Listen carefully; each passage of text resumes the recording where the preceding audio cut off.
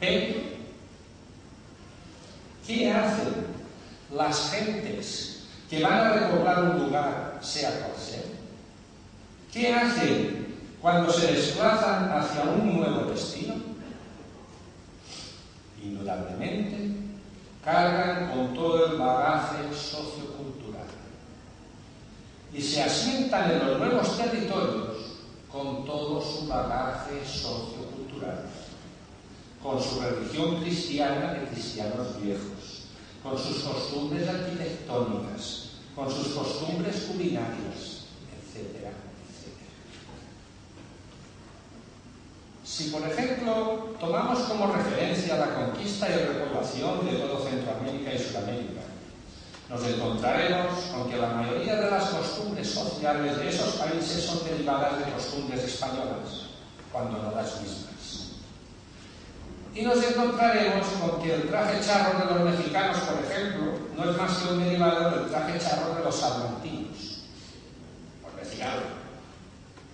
O que las casas de los ranchos son idénticas a las casas de los cortijos españoles. Es decir, que en América encontramos muchas concordancias que prueban que sí hubo una repoblación de españoles, cuando no una colonización. Sin embargo, en Baleares, todo lo que se encuentra, se mire por donde se mire, son discordancias. Como ejemplo de discordancia entre catalanes y mallorquines, diré que en Baleares se celebra la Pascua Florida siguiendo las indicaciones que Moisés dio a los israelitas la noche antes de la salida de Egipto. Indicaciones plasmadas en el Antiguo Testamento. Mataréis un cordero, os comeréis las entrañas y la carne que podáis con pan ácido, y lo que sobre lo prepararéis para el camino, para así no tenernos que parar a cocinar durante la huida, pues los soldados del faraón saldrán a perseguirnos. Y así lo hacemos en Baleares. El sábado santo, desde tiempos inmemoriales, preparamos la carne de cordero en empanadas individuales de forma redonda con pan ácido. Y cenamos las entrañas de cordero. A esa cena se la llama frito de Pascua, es decir, frito de Pascua, o también frito de cordero, o mucho más conocido en los restaurantes como frito mallorquín. Y hasta bien entrado el siglo XX, únicamente se confeccionaban empanadas por Pascua, al igual que el turrón solo se prepara por Navidad.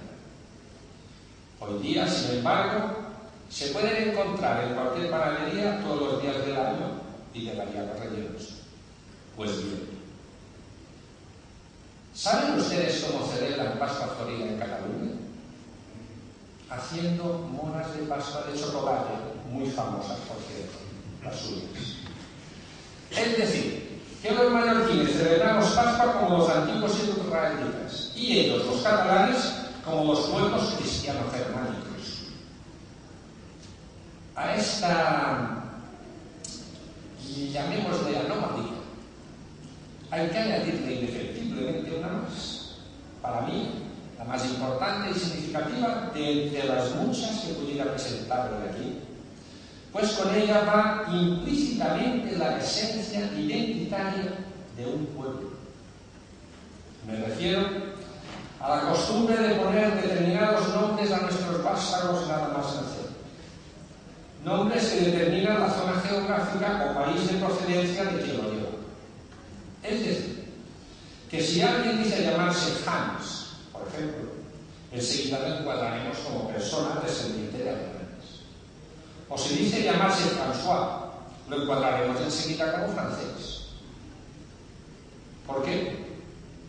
Porque son nombres típicos de esos países. Y de esta forma tenemos, pues, que los nombres típicos de los baleáricos, salvo alguna rara excepción y a partir del siglo XX, son Tomeu, Bartomeu, Simó, Sion, Pierre, Rafael, Mateo, Aloy, etcétera, etcétera, siendo todos ellos de procedencia hebrea.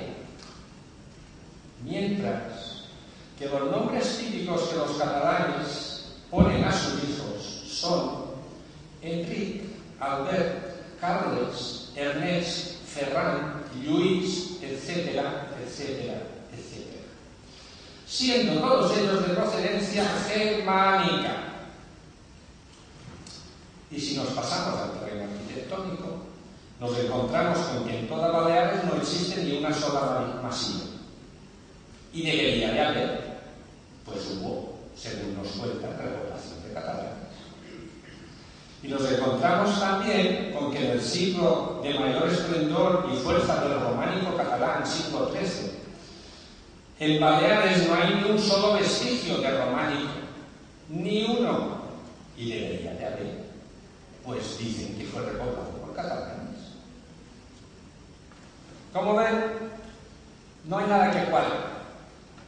No hay nada que encaje en la supuesta y dada por cierta conquista y repoblación del Reino de Mallorca por elementos catalanes. Y sin embargo, todas las enciclopedias y libros didácticos de historia afirman que sí. Afirman que sí hubo conquista y que sí hubo repoblación. Pero los hechos nos demuestran que no.